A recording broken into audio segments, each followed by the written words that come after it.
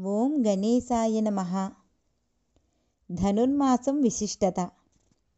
కార్తీక మాసం, మాఘమాసం, శ్రావణ మాసం ఇలా ఈ నెలలకు మాత్రమే ఎక్కువ ప్రాధాన్యత ఉందని చాలామంది భావిస్తారు. కానీ ధనుర్మాసంలో కూడా చాలా ఆధ్యాత్మిక ప్రయోజనాలు కలిగిన నెల. ఈ నెలకు కూడా చాలా ప్రత్యేకత ఉంది. ధనుర్మాసం అంతా ఉదయం సాయంత్రం ఇల్లు శుభ్రం చేసి దీపారాధన చేయడం వలన మహాలక్ష్మి కరుణాకటాక్షాలు సిద్ధిస్తాయి. ధనుర్మాసం విష్ణువుకి చాలా ప్రత్యేకమైనది. తిరుమలలో ధనుర్మాసం నెల రోజులు సుప్రభాతం బదులు తిరుప్పావై గానం చేస్తారు. విష్ణు ఆలయాల్లో ఉదయం అర్చనలు చేసి నివేదనలు చేసి వాటిని పిల్లలకు పంచుతారు. ఇలా చేయడాన్ని బాలభోగం అంటారు. అలాగే ధనుర్మాసం దేవతలకి బ్రాహ్మీ ముహూర్తం లాంటిది. ఈ మకర కర్కాటక సంక్రాంతులలో స్నాన దాన హోమ వ్రత పూజలు చేయడం చాలా మంచిది. ధనుర్మాసానికి ఎందుకంత విశిష్టత? ధనుర్మాసం వచ్చిందంటే ఆలయాల్లో పండుగ వాతావరణం నెలకొంటుంది.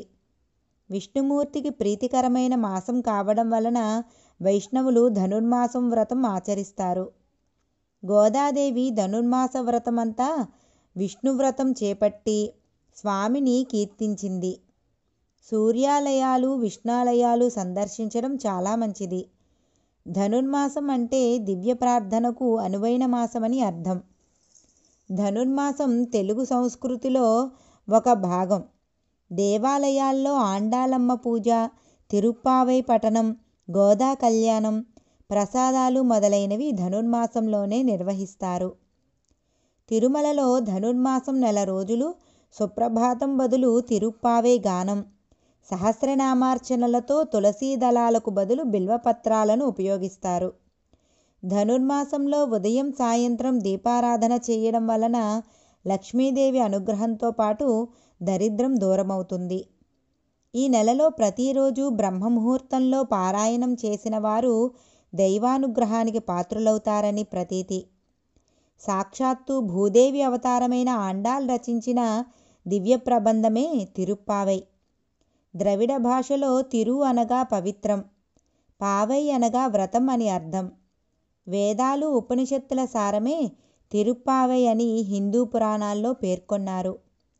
ధనుర్మాసంలో విష్ణువును మధుసూదనుడు అనే పేరుతో పూజించి మొదటి 15 రోజులు చక్కెర పొంగలి లేదా పులగం స్వామికి నైవేద్యంగా సమర్పిస్తారు. తర్వాత 15 రోజులు దద్దోజనం అర్పించాలి. పెళ్లికాని అమ్మాయిలు ఇంటి ముందు ముగ్గులు గొబ్బిళ్లతో పూజలు చేయడం వలన తాము కోరిన వరుడు లభిస్తాడు. ఇంటి ముందు ముగ్గులు వేసి గొబ్బెమ్మలు పెట్టి వాటిని బియ్యపిండి, పసుపు, కుంకుమ, పూలతో అలంకరించి పూజిస్తారు. లక్ష్మీ రూపంలో ఉన్న గొబ్బెమ్మలను పూజించడం వలన మంచి జరుగుతుంది. నిత్యం ముగ్గులు వేయడం వలన స్త్రీలకు వ్యాయామం కూడా అవుతుంది. గోదాదేవి మార్గళీ వ్రతం పేరుతో విష్ణువును ధనుర్మాసమంతా పూజించింది. శ్రీకృష్ణుణ్ణి ధనుర్మాసం నెల రోజులు తులసీమాల సమర్పించే యువతులకు నచ్చిన వరునితో వివాహం జరుగుతుంది. ధనుర్మాసం వ్రతం దీని గురించి మొదట బ్రహ్మదేవుడు నారద మహర్షికి వివరించినట్లు పురాణ కథనం. ధనుర్మాస వ్రతం గురించి బ్రహ్మాండ ఆదిత్య పురాణాల్లో, భాగవతంలో, నారాయణ సంహితలో కనిపిస్తాయి. ఈ వ్రతం ఆచరించాలనుకునే వాళ్ళు తమ స్తోమతను బట్టి విష్ణు ప్రతిమను చేయించి పూజించాలి. ప్రతిరోజు సూర్యోదయానికి ముందే స్నానాలు పూర్తి చేయాలి. పంచామృతాలతో మహావిష్ణువును అభిషేకించి తర్వాత తులసీ దళాలు, పూలతో అష్టోత్తర సహస్రనామాలతో స్వామిని పూజించి నైవేద్యం సమర్పించాలి. నెల రోజులు చేయలేని వాళ్ళు 15 రోజులు లేక 8 రోజులు లేదా ఒక్క రోజైనా చేయవచ్చు. ధనుర్మాస వ్రతం చేయడం వలన ఇహలోక సుఖాలు, పరలోక మోక్షం పొందుతారు. ఆత్మ పరమాత్మను చేరడానికి ఉపకరించేదే ధనుర్మాస వ్రతం. ప్రాచీన కాలం నుంచి భారతీయులందరూ ఈ వ్రతాన్ని ఆచరిస్తున్నారు. గోదాదేవి కళ్యాణం. నిజానికి ఆండాళ్ పూజ, తిరుప్పావై పఠనం, గోదా కళ్యాణం మొదలైనవి ద్రావిడ దేశ సాంప్రదాయమని పెద్దలు తెలియజేశారు. ధనుర్మాసం కాలంలో తిరుమల శ్రీవారి ఆలయంలో సుప్రభాతానికి బదులుగా తిరుప్పావై పఠనం చేస్తారు. సహస్రనామార్చనలో తులసికి బదులు బిల్వపత్రాలతో పూజిస్తారు. విష్ణు చిత్తుడి కుమార్తె గోదాదేవి మానవ మాతృల్ని కాక శ్రీరంగనాథుడినే వివాహం చేసుకుంటానని దీక్షబూనుతుంది. ఆమె ధనుర్మాసంలో వేకువనే లేచి నిత్యం విష్ణువుని పూజిస్తూ తన అనుభూతిని భావాల్ని ఒక పద్యం అనగా పాసురం రూపంలో రచించేది. అలా 30 పాసురాలను ఆ మాసంలో రచించి వాటిని విష్ణువుకు అంకితం చేసింది. ఆమె భక్తికి మెచ్చి విష్ణువు ప్రత్యక్షమై ఆమెను శ్రీరంగం రమ్మని అంటాడు.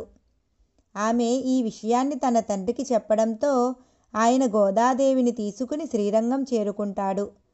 రంగనాథస్వామితో వివాహం జరిగినంతనే గోదాదేవి ఆయన పాదాల చెంత మోకరిల్లి స్వామిలో అంతర్లీనమైపోతుంది.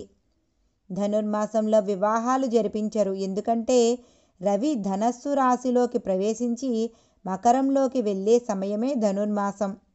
ధనస్సు మీనంలో రవి ఉన్నప్పుడు, సూర్యుని రాశి అయిన బృహస్పతిలో ఉన్నప్పుడు ఏ శుభకార్యాన్ని నిర్వహించకూడదు. కేవలం పండుగ వాతావరణంతో అంతా సంతోషంగా ప్రశాంతంగా ఉండగలుగుతారు. ఈ మాసంలో ఎక్కువగా సూర్య నమస్కారాలు చేస్తారు.